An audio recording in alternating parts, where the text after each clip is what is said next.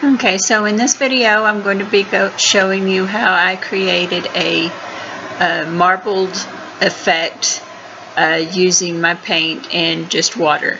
And this is just a Dollar and Rowney acrylic paint, and I just mixed it with water. I just continued to add water to it to get it the consistency to where it would run like an acrylic pour. And you basically get this a similar effect as an acrylic pour by doing it this way. And I'm just showing you the colors. I'm using white, dark blue, black, and white, as well as a little bit of light brown. There, showing the dark blue. I'm just opening my paint and putting some down on my glass top desk there, which makes a really good palette. It's easy to clean up. I'm using this number, I believe that's in number 12, Royal and Langenickle synthetic hog hair brush, and I have mixed some black and some my violet together, and I'm just beginning to put down a base. I'm just trying to cover the canvas and get it so that I'm not fighting the white of the canvas, and I just continue to go back and forth to get a good coverage. And I'm just using my hair dryer to push the paint around and to dry it. Again, and I did several layers here. I just continued to add paint and darken it up until I got it the way I wanted it, until I had the effect that I was looking for.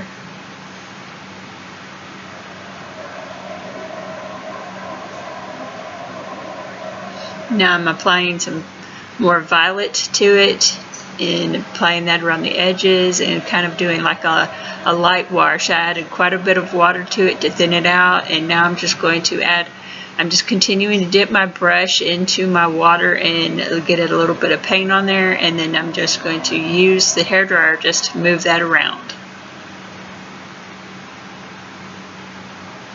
Now I'm just continuing to add water as I push it around, using my paintbrush by just dipping it into my water and then putting it onto the canvas.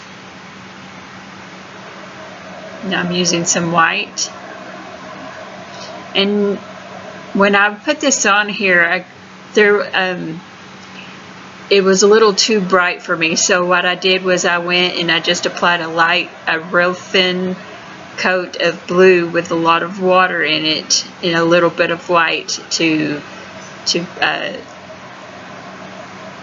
that out, as well as to lighten it up, and plus I wanted the streaks to have a bluish tint to them.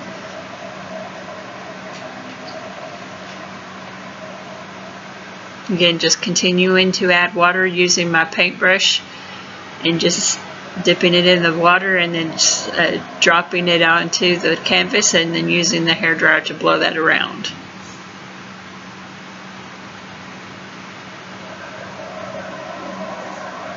You can still see the previous layers underneath there. That's one thing about when you're doing this type of thing. If you've got a layer and you don't like it, don't worry, it'll just give when you continue to go over it and continue to add layers until you have the desired effect you're looking for.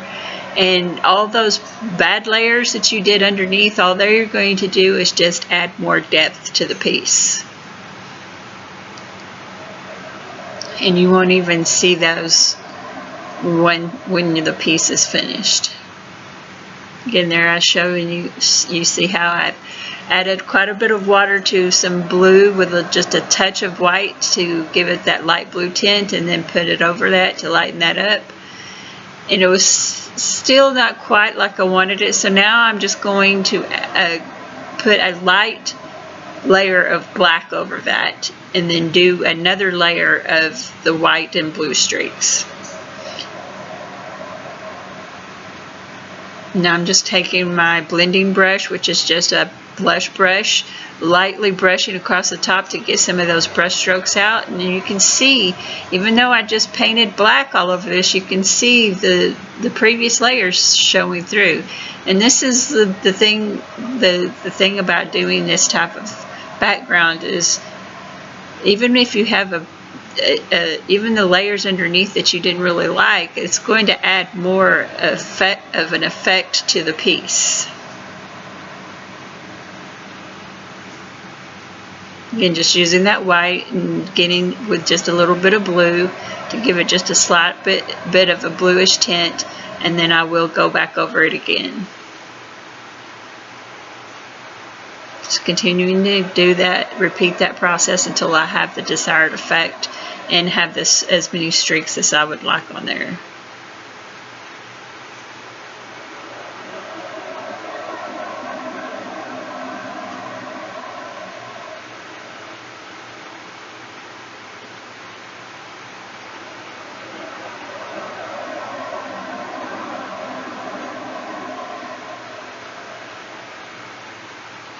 Now I'm putting another light wash of the blue and I just thinned it out quite a bit with water.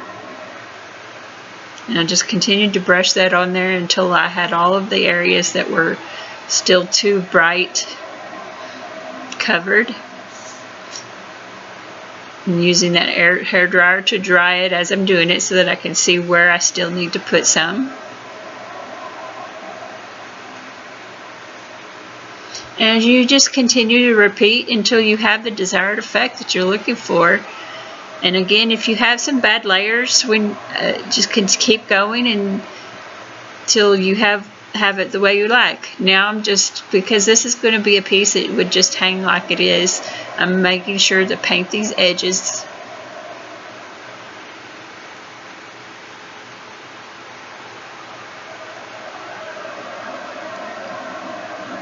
And then there you can see what the finished effect is going to look like. And here is what the finished effect looks like once it's completed. I hope you got something out of this and enjoyed it.